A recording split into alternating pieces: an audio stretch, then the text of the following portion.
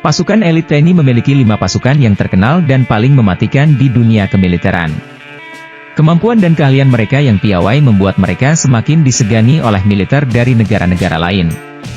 Berikut daftar pasukan elit TNI paling mematikan yang ada di dunia.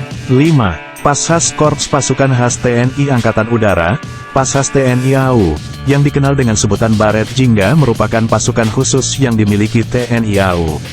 Pashas merupakan satuan tempur darat berkemampuan 3 matra, yaitu udara, laut, darat.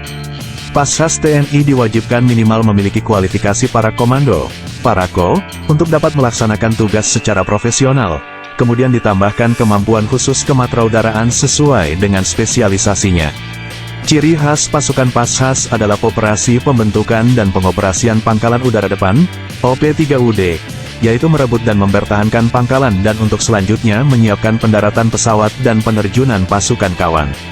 Selain itu, Korpashas sebagai pasukan matra udara juga bertugas untuk membina kekuatan dan kemampuan satuan Pashas dan siap dalam melaksanakan perebutan sasaran dan pertahanan objek strategis Angkatan Udara, pertahanan udara, operasi khusus dan khas matra udara dalam operasi militer atas kebijakan Panglima TNI.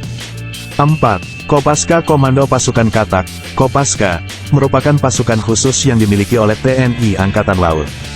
Komando pasukan Katak ini dibentuk pada tanggal 31 Maret tahun 1962 atas arahan Soekarno untuk mendukung kampanye pembebasan Irian Barat. Kopaska memiliki tugas untuk menyerang kapal dan pangkalan musuh untuk menghancurkan instalasi bawah air penyiapan perebutan pantai dan operasi pendaratan berkekuatan amfibi.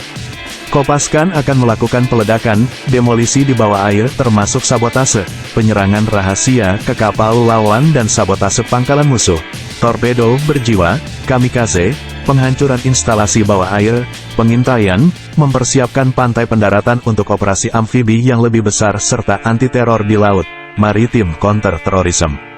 Semboyan dari korps ini adalah, Tan Hana Wigna, Tan Sirna, yang berarti, tak ada rintangan yang tak dapat diatasi. Dilaporkan, kini Kopaska terbagi menjadi 3 komando yakni, Satuan Komando Pasukan Katak Armada I di Pondok Dayung, Jakarta Utara. 3. Kopassus Komando Pasukan Khusus, Kopassus, adalah satuan komando tempur yang merupakan bagian dari Komando Utama, Kotama, TNI Angkatan Darat.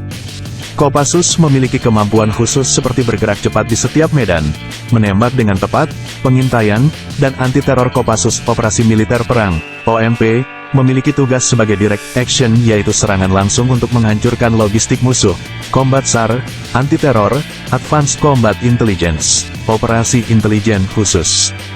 Prajurit Kopassus yang mempunyai moto, berani, benar, dan berhasil, ini selalu memakai baret merah sehingga mereka juga populer disebut sebagai pasukan baret merah. Cikal bakal Kopassus adalah Kesatuan Komando Tentara Teritorium 3, Siliwangi, KESKO TT. Pasukan ini dibentuk pada tahun 1952 oleh Kolonel A.E. Kawilarang untuk menumpas Gerakan Republik Maluku Selatan, RMS. Kemudian KESKO TT berubah-ubah nama menjadi Korps Komando Angkatan Darat, KKAD, dan akhirnya Komando Pasukan Khusus, Kopassus. 2. Totaipur Peleton Intai Tempur, Totaipur, merupakan pasukan berkualitas intelijen tempur Kostrad. Pasukan ini berada dalam pengoperasian Panglima Kostrad yang berkemampuan trimatra.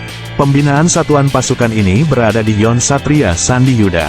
Peleton Taipur bertujuan untuk melatih dan membentuk personel Kostrad menjadi prajurit Taipur yang memiliki kemampuan khusus dalam melaksanakan tugas operasi di berbagai bentuk medan baik di laut, hutan, gunung, dan perkotaan. 1. Denjaka Detasemen Jalamangkara.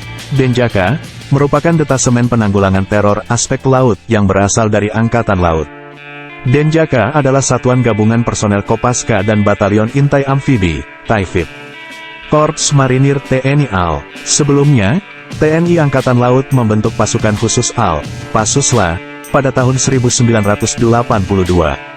Pasukan khusus AL ini bertujuan untuk menanggulangi segala bentuk ancaman aspek laut seperti terorisme, sabotase, dan ancaman lainnya. Detasemen ini menjadi satuan anti-teror di bawah Komando Pelaksana Korps Marinir untuk melaksanakan operasi anti-sabotase, anti-teror aspek laut, anti-bajak pesawat udara, perang kota hutan, pantai, laut dan intelijen. Kemudian KSAL Laksamana TNI Muhammad Romli menyurati Panglima TNI untuk membentuk Detasemen Jalamangkara, atau disingkat Denjaka. Denjaka pun resmi dibentuk pada tanggal 13 November tahun 1984. Diketahui, tidak banyak prajurit TNI yang bisa lolos dalam pendidikan untuk menjadi anggota Denjaka lantaran anggota Denjaka wajib memiliki IQ tinggi.